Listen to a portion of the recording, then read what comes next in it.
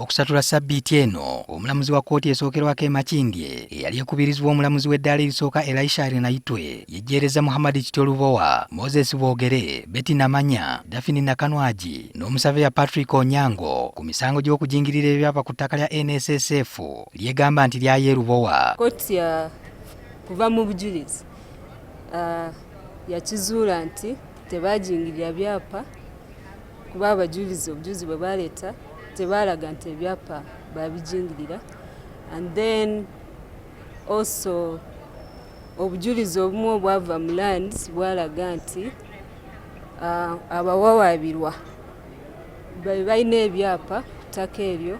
Mu nsala ye, omulamuzi Naitwe yakuba ebituli mu bujulizi obwaleetebwa oludda oluwaabi nga yeebuuza n'engeri gye bwafunibwamu. Ebyapa bya bano byasazibwamu mu 2020 oluvannyuma lw'okunoonyereza okwakolebwa akakiiko ka State House akalwanyisa obuli bw'enguzi ka State House Anti-Corruption Unit.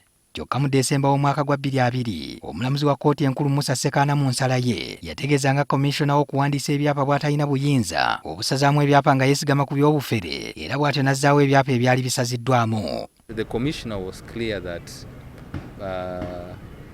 vectorization is meant to do away with double titling. So now that we already have titles, that is plot 32, 34 to 3240, no other title can be vectorized in the system.